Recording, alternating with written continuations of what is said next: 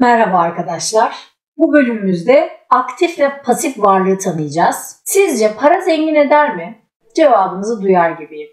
Tabii diyorsunuz. Hayır, para tek başına zengin yapmaya yetmez. Hepimiz hemen her gün işe giden, daha fazla para kazanmak için çalışan, daha fazla para kazandığı halde hayatı boyunca zengin olamayan insanlar tanırız. İşin tuhaf yanı da birçok insan daha çok kazandıkça borç miktarı onunla orantılı olarak büyür. Sizler de piyango kazanıp sonra 5 kuruşu bile olmadan sokaklarda yaşamak zorunda kalan birçok insanın hikayesini benim gibi duymuşsunuzdur. Araçlarının, gayrimenkullerin icraya gittiği birçok aile gözümüzün önüne gelir bu örnekte. Kişiler herkese gösterişli ev aldıklarını söylerler ama en küçük bir mali darboğazda o evlerini icraya vermek ya da satmak durumunda kalırlar.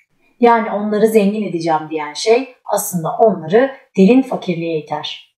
Birçoğumuz da parasını borsada kaybeden insanlar tanırız. Birçok kişiye sorduğunuzda borsa en büyük kötü yerdir. Kötülüklerin anasıdır tabiriyle karşılaşırız. Belki siz de bunlardan birisinizdir. Hatta daha trajikomiğini söyleyeyim. Dünyanın tek gerçek yatırıma sayılabilen en güvenli limanı olan altından bile kaybeden birçok yatırımcı tanıyorum. Birçok insan için günümüzde hala altın en değerli yatırım aracı.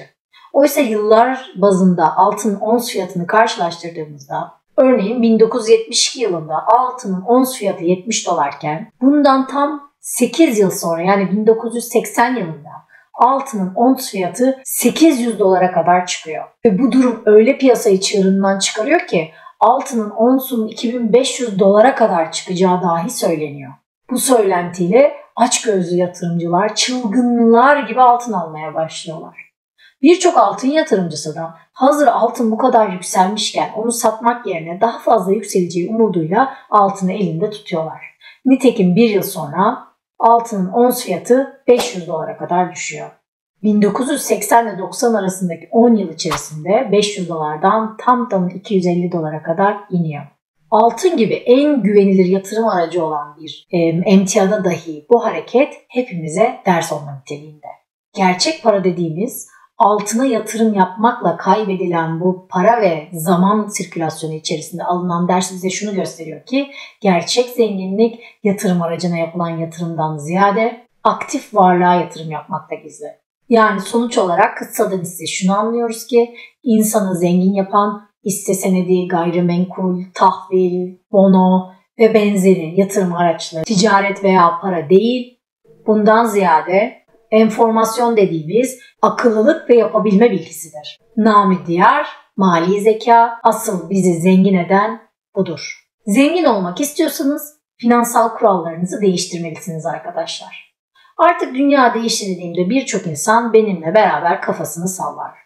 Artık finansal hayatımız, yapımız değişti dediğimde herkes evet hiçbir şey eskisi gibi değil diyerek aynı benim gibi böyle kafasını sallar.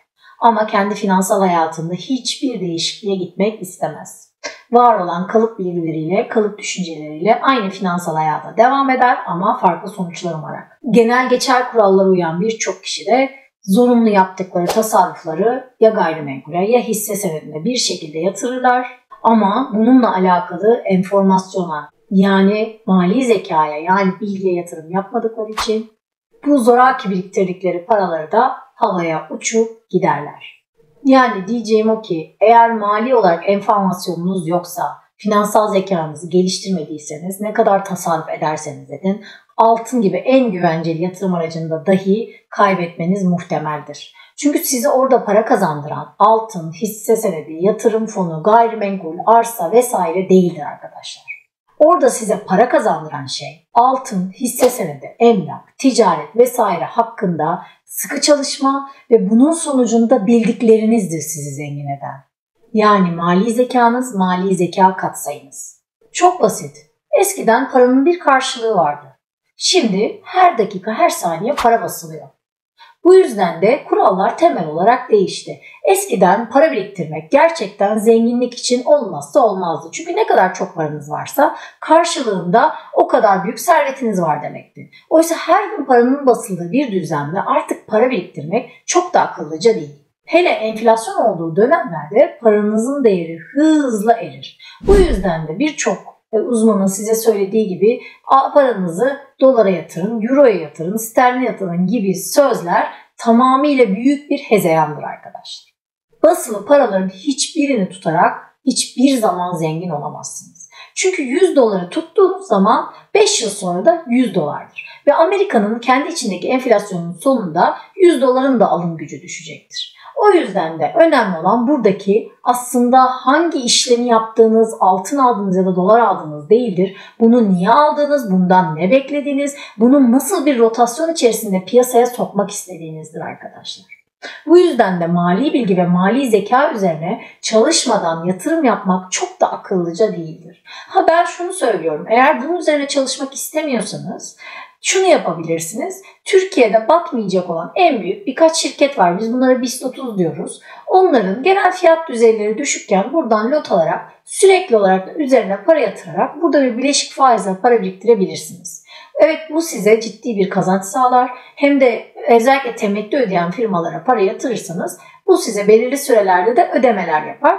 Hayatınızı belirli bir şekilde rahatlık seviyesine, hatta finansal özgürlük seviyesine kadar getirebilir. Ama zenginlik seviyesine gelmek istiyorsanız mutlaka bütün yatırım araçları konusunda belirli bir bilgi birikimine ulaşmak zorundasınız. Dünyanın nasıl işlediğini bilmelisiniz. Paranızı hangi seviyede, hangi aşamada, ne kadar süreyle nerede tutmanız gerektiği, ne zaman, nerede o yatırım aracından ayrılıp yeni bir yatırım aracına gittiğini bilmeniz gerekiyor. Biz de bu yüzden de aktif varlıklara yatırım yapmak diyoruz. Örneğin az önceki verdiğim örnekteki gibi altın yükselecek diye altın tutmak aslında ciddi bir mali bilgi eksikliğinden kaynaklanır. Ya da dolar alayım, paramın değeri düşmesin diye düşünmek ciddi bir mali bilgi eksikliğinden kaynaklanır. Hisse senetlerini yüksek piyasa fiyatının üzerindeyken daha yükselecek diyerek gitmek sadece diğer hisse senedi tutanları zengin eder. O yüzden de finansal olarak zengin olabilmek için öncelikle mali enformasyona sahip olmak, bu bilginin üzerine kafa yormamız gerekiyor. O yüzden de eğer zengin hayatınızı yaşamak istiyorsanız mali zeka üzerine mutlaka çalışmanız gerekiyor. Biz finansal uzmanlar dahil hiçbir zaman %100 olarak bütün finansal araçlar konusunda hakimiyet ve bilgi sahibi olamayız. Ama kendimize yakın, kendi belirlediğimiz araçlar konusunda yeterince bilgiyi, görgü ve edinim edinmek zorundayız. O yüzden de sizden öncelikle ricam kendi finansal yatırım araçlarınızı saptayabilmeniz. Bunun için de yapacağınız en önemli şeylerden biri ilk yatırımlarınızı oluşturduğunuzda bunları Türkiye'nin batmayacak kadar büyük olan ya da dünyada da olabilir bu şirketlerinin belirli bir piyasanın altındayken fiyatlarından alıp orada bir park ettirip bekletmeniz. Bu park sürecinde de finansal piyasaları, gayrimenkul piyasalarını, size yakın gelen, sizin kullanabileceğiniz tipte araçları öncelikle araştırmanız, bunun üzerine belirli bir enformasyona sahip olduktan sonra bu işin ticaretine başlamanız ya da bu işin yatırımına başlamanızı önemli belirtmeliyim. Yatırım araçlarını şöyle düşünürseniz daha kolay algılarsınız. Şimdi ben Türkiye'den seyahat olarak Japonya'ya gitmek istiyorum. Bunun için hangi araçları kullanmam lazım? Yürüyerek gitmek gerçekçi mi? Değil. O zaman yürüme aracını ilk aşamada kullanamam. Önce ne yapmam lazım? Bulunduğum yerden havaalanına doğru ya toplu taşıma ya taksiyle gitmem lazım. Bu bir yatırım aracı. İlk bunu planlamam lazım. Daha sonra havaalanından Japonya'ya kadar bir uçak bulmam lazım. Japonya'da da gideceğim yere nasıl gitmek istiyorsam kendime uygun bir şekilde o araçları saptamam lazım. Aynı finansal piyasalarda böyle. Öncelikle bulunduğunuz yeri saptıyorsunuz ve nereye gideceğinize karar veriyorsunuz. Bu gideceğiniz yerde kullanacağınız araçları tek tek listeliyorsunuz. Bu listeye göre de kendi mali zekanızı geliştirecek şekilde araştırmalar yapıyorsunuz. Okuyorsunuz, araştırıyorsunuz, eğitimlerine katılıyorsunuz. Demo hesaplar var. Bu demo hesapların üzerinde varsayımlarınızı test ediyorsunuz. Ve bu süre içerisinde gerçekten para kazanana kadar paranızı güvenilir bir şirkete park ediyorsunuz. Sonra sistemi öğrendiğinizde doğru zamanda doğru yatırım seçeneklerinin nasıl olacağı konusunda kendinizde bir sistematik geliştirdiğinizde de paranızı o parktan doğru zamanda alıp diğer parklara geçirebilirsiniz. Ve böylece Japonya'ya giden yolda araçtan araca binerek hedefinize en etkin ve en hızlı şekilde ulaşma kabiliyetine sahip olursunuz.